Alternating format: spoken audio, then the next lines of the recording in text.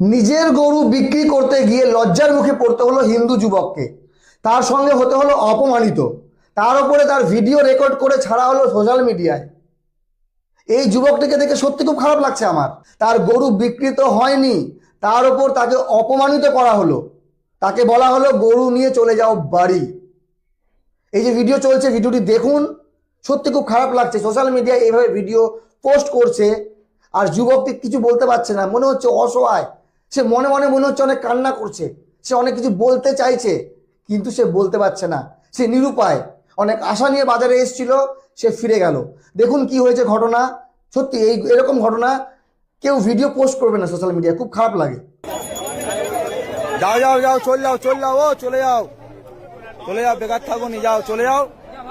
বেকার তোমাদের মাথা তুমি নিয়ে চলে যাও, বেকার এখানে আনুনি। এটা কুরবানির হাট, এটা কুরবানির হাট। এখানে যে কিনবে সে কাটার জন্য কিনবে, তাই তোমাদের মাথা তুমি কাটার জন্য এখানে, এটা কাটার জায়গা, এখান থেকে কিনলি সে কাটবে।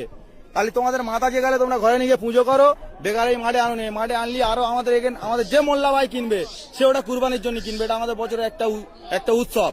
তাই তোমরা এটা যেহেতু তোমাদের মাথা যে গেলে, তাহলে তোমরা কেন হাটে বেচতে এনেছো? এটা তোমরা বেচে চলে যাবে, আধ ঘন্টা পরে পুলিশ এসে আমাদের ধরবে যে কিনবে, তাই তার টাকা ফিরি না, আমরা খাবো না কেউ, তাও অসুবিধা নেই। কিন্তু তোমরা তোমাদের মাল নিয়ে চলে, তোমরা হাটে থাকো নি, নিয়ে চলে যাও, যাও ভালো চলবে। এরকম একটা হিন্দু ছেলে, আমার গরু আছে বাড়িতে 15টা, আমি টাকা ইনভেস্ট করে নিয়ে এসে গরু কিনেছি।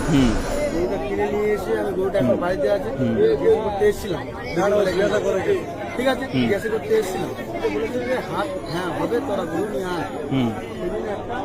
নিয়ে এসছি, আপনারা যদি বলেন যে চলে যেতে তাহলে আমরা চলে যাবো। এবার আমি একটা কথা জিজ্ঞেস করি তোমার, এটা তোমাদের ভগবান তো? আচ্ছা, ভগবান গোমাতা সব মানছি আমি, সব মানছো, তাহলে কিভাবে তোমরা জয় করতে নিয়ে আসছো? সরকার মানা করেছে তো? হ্যাঁ না, আমি ক্লাবের গল্পে যাচ্ছি না, ক্লাব কিন্তু পরে কারোর বাঁচাবে না। সরকারের রায়ের উপরে কি কোনো রায় হবে? তাই সরকার কি বলেছে? এটা গোমাতা তো, তোমরাও জানো গোমাতা। তাই তুমি কি স্বার্থে আনলে? তুমি ওই ক্লাব তোমার বাঁচাবে?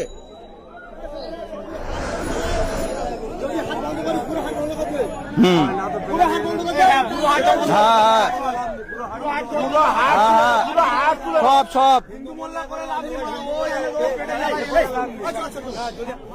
কোথায় ধরে বলবি তো? উড়েল থেকে গাড়ি লোড করে গরু আনা হচ্ছিল, আমার পুকুরে ধরে বলছে 2,000 টাকা লাগবে, তবে গরুর গাড়ি ছাড়বো। ওই সব বন্ধ, টোটাল টোটাল এখানে কোনো বিক্রি চলবে, টোটাল বন্ধ।